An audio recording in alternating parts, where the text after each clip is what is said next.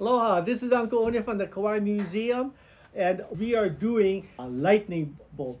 And this is one of the first toys I learned to make. Now, this is all from the coconut, and so we just get one leaf over here. And what we need to do first is, now your coconut has two leaflets, yeah?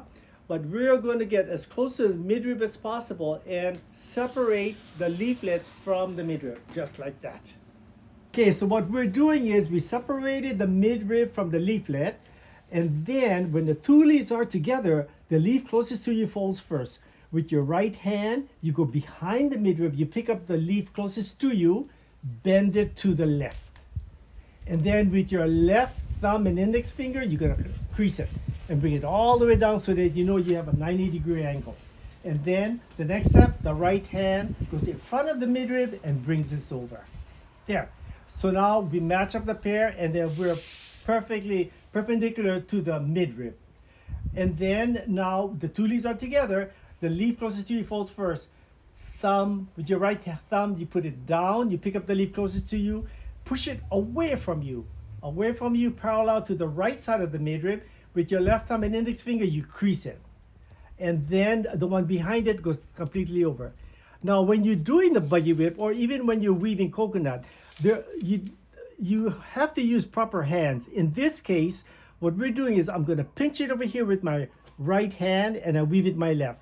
Left hand goes behind the midrib, pick up the leaf closest to you, there. And we're making the first of many points going up the midrib. Okay, so this goes completely across. Left hand goes in front of the midrib, bring this over, there. The first of many points that go up. And then left hand, thumb down, pick up the leaf close to you, push it bottom away from you, straight up. And then this one here goes over. And then now I'm pinching with my left hand and weaving with my right. So we completed the whole circuit, yeah? So now I'm just doing this. This goes like this.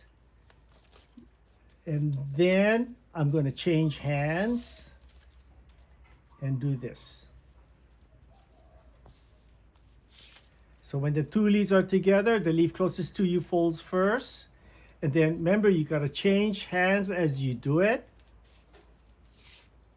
Bottom away from you after you have working on the horizontal piece. And then you change hands, pinch with the right, weave with the left.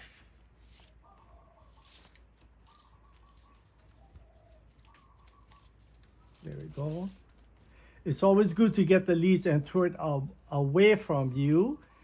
Okay, after this, I'm going to come up, get the two leaves, throw it away from you. Now I'm pinching with my right, weaving with my left. This applies to a lot of things, even when you're working with bowls, because sometimes you get leaves from the left side of the tree. So that makes the left hand dominant weaving hand, or well, it kind of depends on the project you're doing. And then sometimes if you're from the right side of the tree, the right hand dominant weaving. So it's so much easier using the proper hands to make it easier for you to work. So I'm still weaving with my left hand. Now I weave with my right hand. And so this continues all the way up to the top. Notice how I'm changing hands along the way. When the two leaves are together, the leaf closest to you falls first. And then what you're actually doing is protecting the good side of the coconut leaf. You know, there's a shiny side and a dull side, yeah? So always changing hands to make it easier to weave. Now, towards the end, it gets really small. So this is when you test your true dexterity of your fingers, because it gets smaller and smaller until it goes completely out of sight, but you're still using your fingers to weave it. So I guess we're almost there. We don't have to go all the way up to the top. There. I'm going to get a piece of raffia, and I'll tell you why. I am going to give it a small cut. We are going to wrap this around gently at first.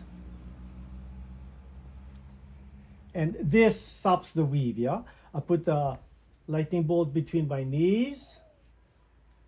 Yeah, it's always important that you try to use every part of the body to make easier for you. There we go. You tie it like that. And this extra pieces we can just cut off. This is the completed lightning bolt. And what I normally do sometimes for projects, I get a little fish and I put it onto the top. So it'll a lightning bolt on the fish. But the interesting thing about this is come towards the festive Christmas season, what you can do, since I tied it over here, I'm going to grab the top and I'm going to push it down. I'm going to push everything down like this. And then, look at this. Doesn't this resemble a nice Christmas tree? This makes a wonderful Christmas ornament, just like if I remove this over here.